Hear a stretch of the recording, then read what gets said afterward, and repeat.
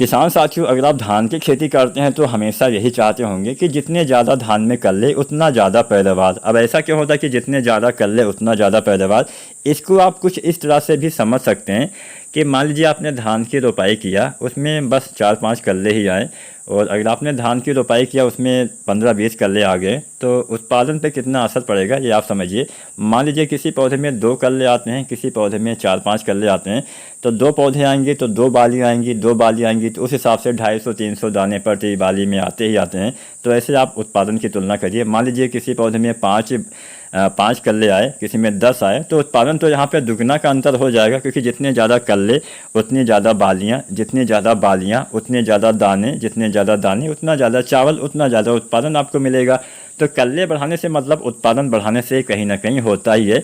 और अच्छे कल्ले पाने हैं, ज़्यादा कल्ले पाने हैं, तो शुरुआत से ही आपको ध्यान देना पड़ेगा। अगर आप सोचते हैं कि हाँ रोपाई के बाद हम देख लेंगे, ऐसा नहीं चलेगा। रोपाई से पहले अगर आप सभी तैयारी कर लें तो मेरे हिसाब से तो बढ़िया रहेगा, बाकी आपकी मर्जी। चलिए जानते हैं। आज हम 3 तरीके बताएंगे, 3 ऐसी चीज़ें बताएंगे जिनकी कमी से कहीं ना कहीं पैदावार भी कम रहता है और कल्ले भी कम रहते हैं। इनका इस्तेमाल करने से आपके पौधे में कल्ले भी अच्छे आते हैं, उत्पादन भी अच्छा मिलता है। तो चलिए जानते हैं। सबसे पहले आपको ध्यान देना है पौधे का विकास होता कैसे है। जब आप पौधे की रोपाई करते हैं तो प्रारंभिक विकास जड़ों का ही होता है।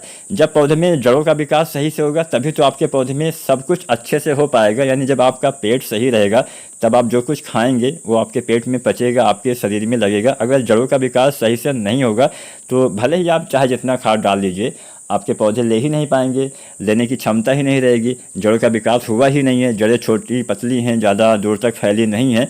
तो सबसे पहले तो ध्यान देना है जड़ विकास के लिए, और जड़ विकास के ध्यान देने के लिए आपको फास्फोरस वाली खाद पे ध्यान देना है। और फास्फोरस वाली खाद में ध्यान देने के लिए 2-3 खादें हम प्रयोग करते हैं, DAP, SSP या NPK। NPK बहुत तरह से आते हैं, 10-26-26, 14-35, 14, 20-20, 0-13, 12-32, 16 NPK आता है। तो भले ही आप NPK डालें, भले ही आप SSP डालें, भले ही आप DAP डालें, कोई भी आप खाद डाल सकते हैं। अच्छी क्वालिटी का SSP भी अच्छा काम करती है। फास्फोरस के साथ साथ इसमें कैल्शियम हो गया, साथ में सल्फर भी पाया जाता है। और आजकल तो हमारी मिट्टी में सल्फर की भी ज़्यादा कमी देखी गई है।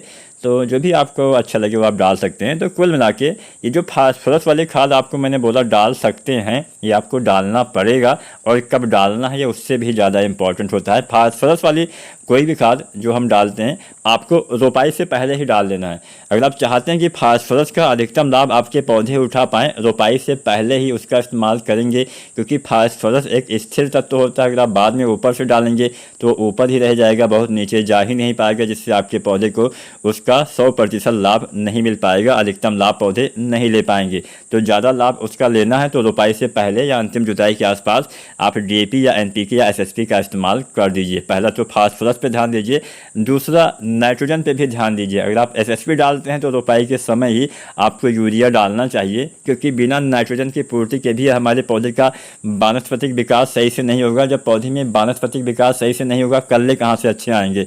तो अच्छे कल्ले पाना है तो समय से यूरिया भी डालिए। अगर आप DAP डालते हैं तो रोपाई के समय DAP आपको 30 से लेकर 40 किलो के हिसाब से डालना होता है।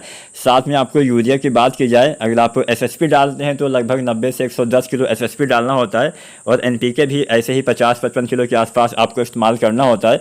अगर आप SSP डालते हैं तो रोपाई के समय आपको यूरिया जो है लगभग 35 किलो या 40 किलो तक इस्तेमाल करना चाहिए।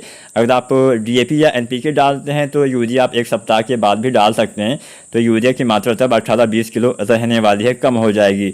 तो यूरिया भी आपको सही समय पे डालना पड़ेगा। यूरिया 3 भागों में बांट के डालना है। 1/3 मात्रा रोपाई के समय, 1/3 मात्रा 20-25 दिन या 30 दिन तक, 1/3 मात्रा 40 से 45 दिन तक। तो लगभग आपको पहली मात्रा मैंने बता ही दिया। DAP या NPK के साथ में आपको 18-20 किलो यूरिया डालना है, और SSP के साथ में लगभग 30-40 किलो।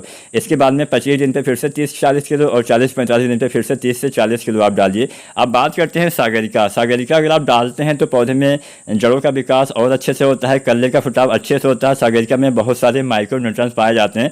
तो सागरिका दानेदार 2 तरह से आती है। एक आती है सागरिका जेड++, एक आती है सागरिका गोल्ड। दोनों में से कोई एक आपको रोपाई के समय या फिर रोपाई के 10 दिन के अंदर आपको इस्तेमाल करना है। इसके इस्तेमाल से जितना जल्दी डालेंगे उतना ज़्यादा लाभ मिलेगा। सागरिका के इस्तेमाल से जो सागरिका गोल्ड होती है उसमें तो ह्यूमिक एसिड भी होता है, फ्लोरिक एसिड भी होता है, जिससे जड़ों का विकास और अच्छे से होता है। जब पौधे में जड़ों का विकास अच्छे से होगा, कल्ले अच्छे आएंगे, पौधे में भोजन बनाने की क्षमता में भी विस्तार होता है, पौधे ज़्यादा भोजन बनाते हैं जिससे अच्छे कल्ले, ज़्यादा कल्ले का फुटाव होता है। 10 किलो आपको सागरिका रोपाई के समय या 10-15 दिन के अंदर डालना चाहिए। तो अगर आप इन 2-3 बातों का विशेषकर ध्यान देते हैं, समय से रोपाई, समय से खादों का इस्तेमाल, समय से सिंचाई करते हैं, तो आप भी धान में अच्छे कल्ले के साथ अच्छा उत्पादन ले पाएंगे। वीडियो अच्छी लगी हो लाइक शेयर करें। धन्यवाद।